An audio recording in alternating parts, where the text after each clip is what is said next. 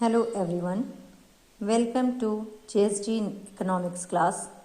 Today we will talk about some MCQs on national income. I will only discuss the questions here. You have to give me the answer on the comment box. The first question is, the value of national income adjusted for inflation is called. National income की value बतानी है जिसमें कि inflation यानी महंगाई को adjust कर दिया जाता है. ऑप्शन ए है real national income, option B है new national income, option C है इन्फ्लेशन इनकम, ऑप्शन डी है रेशनल इनकम.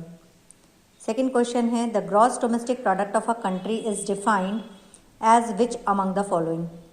जो जीडीपी होता है कंट्री का, ग्रॉस डोमेस्टिक प्रोडक्ट किसी कंट्री का कैसे डिफाइन किया जाएगा. ऑप्शन ए है, it is the value of all the goods and services produced by the citizens of a country, both domestic and non-residents in a financial year.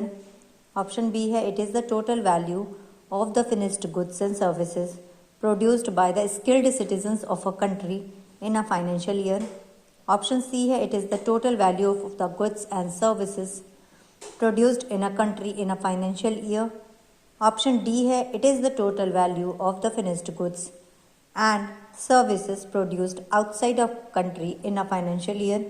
Option D है, ई है, it is the total value of the finished goods and services minus depreciation produced in a country in a financial year.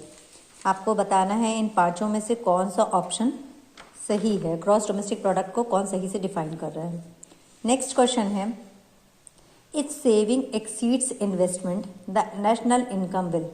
अगर बचत निवेश से ज़्यादा हो जाती है तो नेशनल इनकम पर इसका क्या प्रभाव पड़ेगा. नेशनल इनकम फॉल हो जाएगी, कम हो जाएगी. बी है फ्लैक्चुएट, कभी ज़्यादा होगी कभी कम हो जाएगी. सी है रिमेन कांस्टेंट, नेशनल इनकम पर कोई प्रभाव नहीं पड़ेगा. या डी राइज, या नेशनल इनकम ज़्यादा हो जाएगी. क्वेश्चन 4 है, personal income minus personal tax payment minus non tax payments. अगर पर्सनल इनकम में पर्सनल टैक्स पेमेंट को निकाल दिया जाए और नॉन टैक्स पेमेंट, टैक्स के अलावा जो नॉन टैक्स पेमेंट्स होते हैं उनको निकाल दिया जाए तो क्या बचेगा. ए ऑप्शन है net national product at factor cost, option B है नेशनल इनकम, ऑप्शन सी है पर्सनल डिस्पोजेबल इनकम, या ऑप्शन डी है gross national product. Fifth question है, which of the following are the examples of transfer payments. इसमें आपको पता है कि ट्रांसफ़र पेमेंट्स जो होती हैं उसको हम नेशनल इनकम में शामिल नहीं करते हैं. तो कौन कौन है जो ट्रांसफ़र पेमेंट्स हैं. ऑप्शन इसमें क्वेश्चन में ही है, unemployment allowance, payment of salary, social security payments, old age pension. यानी इन चारों में से 1 और 3 आपका ऑप्शन हो सकता है, यानी अनएम्प्लॉयमेंट अलाउंस और सोशल सिक्योरिटी पेमेंट, या फिर ऑप्शन बी है unemployment allowance, payment of salary and social security payments. Option C है 1, 3 and 4 ओनली, यानी unemployment allowance, social security payment and old age pension. Option D none of the above. जो भी आपको answer सही लगता है वो आप कमेंट बॉक्स में हम कमेंट कर सकते हैं. नेक्स्ट क्वेश्चन है, national income in India is measured in terms of. हम अगर इंडिया की नेशनल इनकम को मेजर कर रहे हैं तो उसके लिए हम क्या यूज़ करते हैं. ए है net national product at factor cost, D है gross national product, option C है net national product at market price, option D है gross domestic product. Next question है, in national income accounts personal income is defined as. National income में हम personal income को कैसे define करते हैं. National income minus undistributed profits minus net interest payments made by the households minus corporate tax plus transfer payments to the household from the government and firms. यानी national income में अगर हम undistributed profit को निकाल दें, net interest payments निकाल दें जो कि हाउस होल्ड्स करते हैं. मान लीजिए आपने किसी से लोन दिया है तो उस पर जो इंटरेस्ट का पेमेंट है, कॉर्पोरेट टैक्स निकाल दिए जाएँ, और उसमें क्या जोड़ दिया गया है, transfer payments to the household from the government and firms और गवर्नमेंट की तरफ से जो ट्रांसफ़र पेमेंट्स होते हैं हाउस होल्ड को, उसको प्लस कर दिया जाए. सेकेंड ऑप्शन है national income minus undistributed profit minus corporate tax plus transfer payments to the households from the government and firms. And the third option is undistributed profits minus net interest payments made by the households plus transfer payments to the household from the government and firms.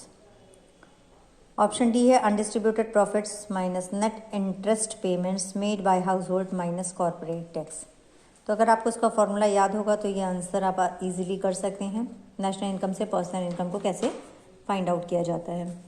Next question है which of the following organisation calculate gross domestic product in India. GDP calculation के लिए कौन सा हमारे पास organisation है। Option है NSO national statistical office, option B है ministry of commerce and industry, option C है इंडियन स्टैटिस्टिकल इंस्टीट्यूट या ऑप्शन डी है reserve bank of India. Next question है from the following data calculate personal disposable income. Items दिए हुए हैं in crore में है, rupees in crore. Personal income दिया है 70,000, डायरेक्ट टैक्सेस 500, मिसलेनियस रिसीट्स है 800, मिसलेनियस रिसीट्स ऑफ गवर्नमेंट है 800। इसमें आपका जो भी आपको कैलकुलेट करना है वो है पर्सनल डिस्पोजेबल इनकम। तो पर्सनल डिस्पोजेबल इनकम क्या आएगी आपकी। ए ऑप्शन है 68,700 करोड़, ऑप्शन बी है 69,500 करोड़, ऑप्शन सी है 69,200 करोड़, ऑप्शन डी है 71,300 करोड़। नेक्स्ट क्वेश्चन है consider the following statements about the GDP deflator. GDP deflator के बारे में कौन सी स्टेटमेंट सही है। ऑप्शन ए है GDP deflator is the ratio of nominal GDP to real GDP. जो जीडीपी डिफ्लेटर है वो रेशियो है नॉमिनल जीडीपी और रियल जीडीपी का। बी है GDP deflator indicates the change in the price level between the base year and the current year. GDP deflator क्या दिखाता है, ये प्राइस लेवल में चेंज को बेस ईयर से करंट ईयर में प्राइस लेवल में क्या चेंज हुआ है उसको दिखाता है। And the option C is while calculating GDP deflator the volume of production is considered as fixed. यानी आपके ये पूरा क्वेश्चन ही है, अभी इसमें ऑप्शन नहीं दिया है। जीडीपी डिफ्लेटर को क्या चीज़ सही से डिफाइन कर रही है। इसमें ऑप्शन दिया है आपके पास which statements given above are correct. कौन से स्टेटमेंट सही है, 1, 2 एंड 3 ओनली। यानी कि जो हम बात कर रहे थे यहाँ पर इस क्वेश्चन में कि GDP deflator is the ratio of nominal and real GDP, ये statement plus GDP deflator indicates the change in the price level, या third while calculating GDP deflator the volume of production is considered at fixed. यानी तीनों option सही है, या फिर second and third only, C option only third, या फिर D 1 and 3 only.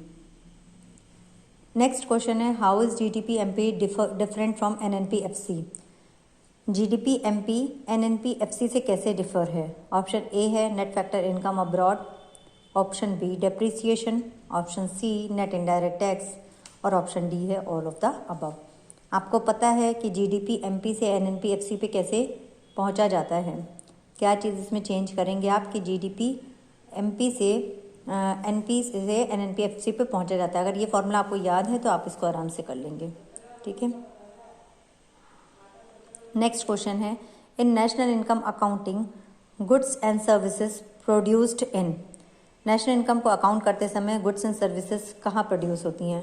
Option A in geographic boundary, option B है in economic boundary, option C है इन पॉलिटिकल बाउंड्री या ऑप्शन डी है all the above. Next question है in national income accounting goods and services produced by residents, citizens, Indian government या फिर private corporation. Next question है in national income accounting the term own account producer used for. जो हम लोग national income पढ़ते हैं तो उसमें कई जगह हमने टर्म पढ़ा है ओन अकाउंट प्रोड्यूसर, तो वो किसके लिए यूज़ हो रहा है। A for government, B for farmers, C one who produce services but not market, option D है प्राइवेट बैंक। नेक्स्ट क्वेश्चन है in national income accounting raw material is not included because. जब national income accounting हम पढ़ते हैं तो हम उसमें केवल फाइनल गुड्स को शामिल करते हैं, रॉ मटेरियल को क्यों नहीं इंक्लूड किया जाता है। Option A it creates duplication, इससे डुप्लीकेशन होता है, डुप्लीकेट मतलब हो जाता है, डुप्लीकेशन क्रिएट होता है। Option B it creates omissions, option C both, option D under estimation. Next question है, ये मैंने हिंदी में भी कुछ क्वेश्चंस तैयार किए हैं। राष्ट्रीय आय आकलन में निम्नलिखित में से कौन सी दोहरी गणना का उदाहरण है। ऑप्शन ए है उपभोक्ता को उत्पादक द्वारा टोकरियां बेचना। ऑप्शन बी है नर्स को किया गया भुगतान। ऑप्शन सी है कपड़ा उद्योग द्वारा बिजली का उपभोग और ऑप्शन डी है उपभोक्ता द्वारा बिजली का उपभोग। नेक्स्ट क्वेश्चन है साइमन कुजनेट्स के अनुसार राष्ट्रीय आय मापने की विधियां हैं। ऑप्शन ए है 2, ऑप्शन बी है 3, ऑप्शन सी है 4 या ऑप्शन डी है 5। नेक्स्ट क्वेश्चन है राष्ट्रीय आय में निम्नलिखित में से किसे शामिल नहीं किया जाता। ऑप्शन ए है किराए पर लिए गए रेफ्रिजरेटर द्वारा प्रदत्त सेवा। ऑप्शन बी है ऐसे गृह कार्य जिनके लिए भुगतान किया गया है। सी शेयरों के लेन देन से प्राप्त आय या डी मकान से आय जो किराए पर दिया गया हो। नेक्स्ट क्वेश्चन है दोहरी गणना से आशय है। ऑप्शन ए है उत्पाद की एक से अधिक बार गणना। बी है उत्पाद की विभिन्न स्तरों पर गणना। सी है उत्पाद एवं भुगतान दोनों की गणना और ऑप्शन डी है उत्पाद का मौद्रिक मूल्य। नेक्स्ट क्वेश्चन है राष्ट्रीय आय की गणना होती है ए प्रचलित कीमतों पर, बी प्रचलित एवं स्थिर दोनों कीमतों पर, सी है स्थिर कीमतों पर और डी है मूल्यानुपातों पर। नेक्स्ट क्वेश्चन है राष्ट्रीय आय की गणना कितनी अवधि के लिए की जाती है। ए ऑप्शन है 1 वर्ष, ऑप्शन बी है 2 वर्ष, ऑप्शन सी है 3 वर्ष या ऑप्शन डी है 5 वर्ष। नेक्स्ट क्वेश्चन है राष्ट्रीय आय में दोहरी गणना का परिहार किया जाता है। ऑप्शन ए है वित्तीय अंतरणों को अलग करके। ऑप्शन बी है सकल राष्ट्रीय उत्पाद की माप के लिए वर्धित मूल्य विधि का उपयोग करके। ऑप्शन सी है पहले से उत्पादित वस्तुओं के बाजार मूल्य को अलग करके या ऑप्शन डी है उन वस्तुओं को छोड़ देने से जो कि बाजार में विनियोग में नहीं आती।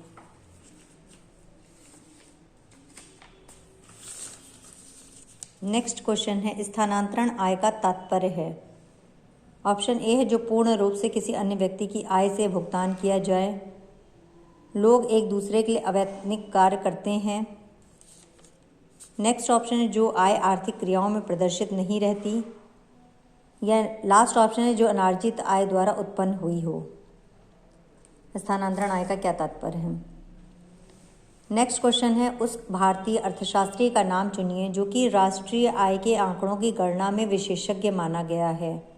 ऑप्शन ए है प्रोफेसर राजकृष्ण, ऑप्शन बी है प्रोफेसर के.एन. राज, ऑप्शन सी है प्रोफेसर V.K.R.V. राव या ऑप्शन डी है प्रोफेसर C.N. वकील। नेक्स्ट क्वेश्चन है वैयक्तिक आय बराबर होती है यानी पर्सनल इनकम बराबर होती है। ऑप्शन ए है सकल राष्ट्रीय उत्पाद माइनस घिसावट यानी डेप्रिसिएशन। ऑप्शन बी है राष्ट्रीय आय माइनस अप्रत्यक्ष कर माइनस आर्थिक अनुदान। ऑप्शन सी है व्यय योग आय प्लस वैयक्तिक प्रत्यक्ष कर यानी disposable income plus direct tax. Option D है इनमें से कोई नहीं। नेक्स्ट क्वेश्चन है निम्नलिखित में से कौन सी विधि सकल राष्ट्रीय उत्पाद के आकलन की विधि नहीं है। ए है उत्पाद प्रत्यागम, बी है मूल्यवर्धित प्रत्यागम, सी है आय प्रत्यागम या डी है वित्तीय प्रत्यागम।